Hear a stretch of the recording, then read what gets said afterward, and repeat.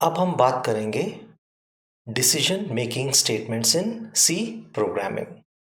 Decision making यानी निर्णय लेना या फैसला करना।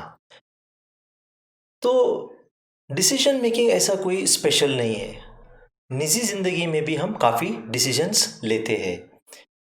जैसे समझ लीजिए, अगर हमारे पास काफ़ी पैसे हो तब मैं मर्सिडीज एस क्लास खरीद सकता हूँ, वरना मुझे मारुति कार खरीदना पड़ेगा। अगर मेरे बैंक में काफ़ी पैसे हैं, अगर मेरा सैलरी उतना हो तभी मैं मर्सिडीज एस खरीद सकता हूँ। तो कार खरीदने से पहले मुझे कुछ डिसीजन लेने पड़ते हैं। दूसरा एग्जाम्पल आपको दूंगा। समझ लीजिए, मुझे एक बैंक में खाता खोलना है।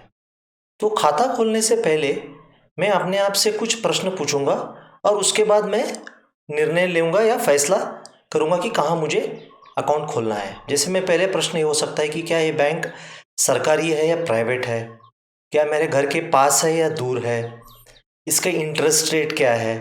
तो काफ़ी सारे क्वेश्चंस पूछ के तब मैं आंसर यानी उसका डिसीजन ले सकता हूँ।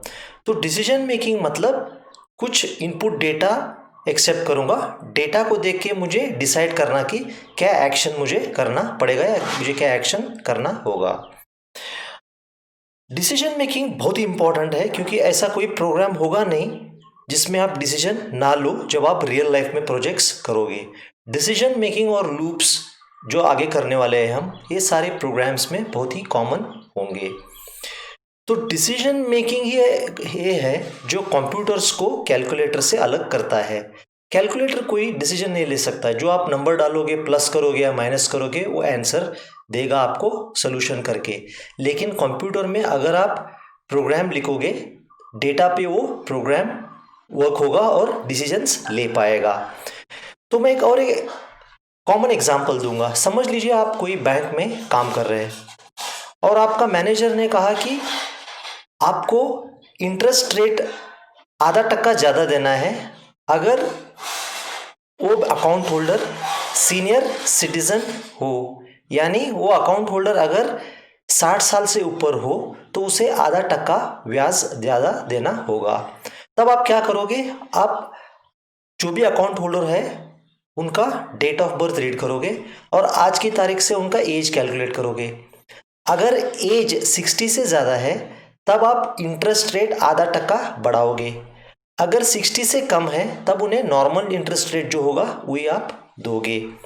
तो इससे क्या मतलब होगा कि आप डिसीजन लेने के बाद एक ग्रुप ऑफ इंस्ट्रक्शंस अलग एग्जीक्यूट होंगे और अगर दूसरा कंडीशन ट्रू होगा तो दूसरा डिसीजंस एग्जीक्यूट हो जाएंगे। तो इससे क्या होगा? अलग अलग आउटपुट यानी अलग अलग आउटकम आ जाएंगे। तो अगर हमें डिसीजन लेना है तो जनरली हम क्या करते हैं? हम एक्सप्रेशंस को इवैल्यूएट करते हैं। एक्सप्रेशंस में वेरिएबल्स होंगे, कांस्टेंट्स होंगे, लॉजिकल, रिलेशनल और इक्वालिटी ऑपरेटर्स होंगे। लेकिन ये एक्सप्रेशंस का एक कंडीशन ज़रूरी है। एक्सप्रेशन इवैल्यूएट करने के बाद रिजल्ट बूलियन आएगा, मतलब ट्रू या फॉल्स आएगा। अगर result after expression evaluation true आ गया तो हम कुछ अलग प्रोसेस करेंगे, अगर फॉल्स आ गया तो कुछ अलग इंस्ट्रक्शन एग्जीक्यूट करेंगे। तो जब हम एक्सप्रेशन इवैल्यूएट करते हैं, ठीक है, तो इवैल्यूएशन के बाद हमें लॉजिकल आंसर आएगा यानी बूलियन आंसर, ट्रू या फॉल्स आएगा। ट्रू होने से हम कुछ इंस्ट्रक्शंस एग्जीक्यूट करेंगे, फॉल्स होने के बाद हम कुछ अलग इंस्ट्रक्शंस एग्जीक्यूट करेंगे। इससे पहले हमने लॉजिकल ऑपरेटर्स, इक्वालिटी ऑपरेटर्स और रिलेशनल ऑपरेटर्स डिस्कस कर दिए थे। फिर भी एक बार हम उसे रिफ्रेश करने की कोशिश करेंगे। तो ये थे सारे relational operators: greater than, lesser than, greater than equal to, lesser than equal to, equality, equal to और नॉट इक्वल टू। ये लॉजिकल एंड और लॉजिकल और ये नॉट ऑपरेटर है, मतलब ट्रू को फॉल्स करेगा, फॉल्स को ट्रू करेगा। तो अब हम क्या करेंगे? एक्सप्रेशन जो होगा उसमें वेरिएबल्स, कांस्टेंट्स, ऑपरेटर्स, ये सारे ऑपरेटर्स होंगे। और ऑपरेटर्स के बाद क्या होगा? जब हम उस एक्सप्रेशन को सॉल्व करेंगे हमारा आंसर आएगा 0 यानी फॉल्स या ट्रू यानी कोई नॉन जीरो नंबर आएगा। अगर 0 आएगा तो हम कुछ अलग प्रोसेस करेंगे, अगर ट्रू आएगा तो हम कुछ अलग प्रोसेस करेंगे। तो चलिए अभी थोड़ा एक छोटा सा एग्जाम्पल देख के हम लॉजिकल, इक्वालिटी और रिलेशनल ऑपरेटर्स का रिवाइज करेंगे हम, ठीक है। तो ये है सीरीज ऑफ एक्सप्रेशन यानी बुलियन स्टेटमेंट्स। ए का वैल्यू 10 है, बी का वैल्यू 20 है। तो मैं क्या कर रहा हूं, पहली स्टेट में ए इज लेस देन बी को कंपेयर कर रहा हूं, क्योंकि ए 10 है बी 20 है, ए कंडीशन होगा ट्रू यानी 1। सेकेंड में मैं क्या कर रहा हूं, मैं कंपेयर कर रहा हूं A not equal to B, 10 is definitely not equal to 20, तो ए भी कंडीशन ट्रू होगा। थर्ड कंडीशन क्या होगा, मैं ए और बी को कंपेयर कर रहा हूं, ये असाइनमेंट नहीं है, इक्वालिटी ऑपरेटर है। तो ए 10 है बी 20 है, क्या 10 20 का बराबर है? नहीं है, तब ये रिजल्ट फॉल्स होगा।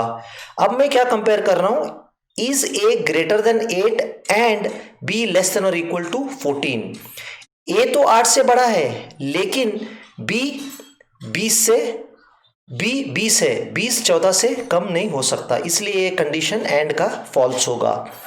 लास्ट का क्या है, ए ग्रेटर देन 8 और बी लेस देन और इक्वल टू 14। इसका मतलब यह है कि आइदर ए ग्रेटर देन 8 होना चाहिए या बी 14 से कम होना चाहिए। अगर हम देख रहे हैं यहाँ पे ए यानी 10 8 से बड़ा है, तो इस साइड इवैल्यूएशन होगा ही नहीं, इसलिए पूरा कंडीशन ट्रू होगा। तो आपको समराइज कर रहा हूं कि डिसीजन मेकिंग बहुत ही इंपॉर्टेंट फैक्टर है प्रोग्राम लिखना में। डिसीजन मेकिंग यानी डेटा वैल्यू देके हम निर्णय लेते हैं कि ये प्रोसेस करना है या वो प्रोसेस करना है, जैसे मैंने बैंक का एग्जांपल आपसे पहले दिया था।